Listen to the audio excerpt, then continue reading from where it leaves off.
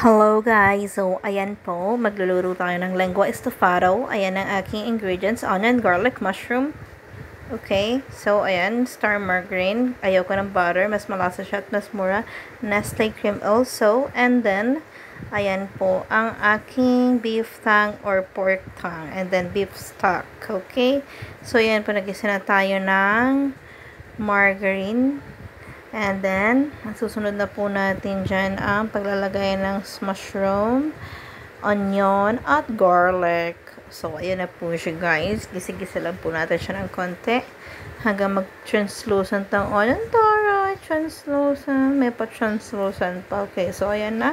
Isinunod na natin ang beef or pork tongue. So, ayan po siya. Kahit ano po kaya. Kung ano kaya lang ng budget nyo, yun ang bilhin nyo. Okay, hindi na kailangan mag-carbo or mahal na food. Kung ano lang kaya. Yun lang po. So, ayan siya.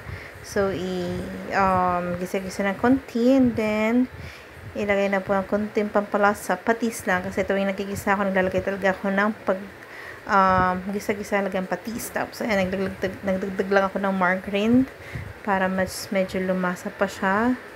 So, ayan po siya, guys. Halo-halo lang po tayo ng konti. Nilagay po tayo ng konting magic wrappers. And then, pa-colors. Pina-colors na siya natin siya. Ayan na po. Okay. Manood lang po ang lasa niya. And then, lagay na po natin ng Nestle cream. Ang pampalasa natin. Ang pinaka-pampasarap ng ulam natin ngayon sa lengua estofado. Siya ang magpapa-creamy kasama ng margarine or butter. Okay. So, ayan po. Halo-haloin lang po natin siya. Tapos, iiwan lang po natin siya ng mga ilang minutes para manood ang lasa ng Nestle cream sa dila ng pork or baka. Okay? So, ayan po siya. Nilagay po natin yung beef stock. Niluglugan natin na sayang eh. Kailangan natin magtipid na ingredients eh. So, ayan.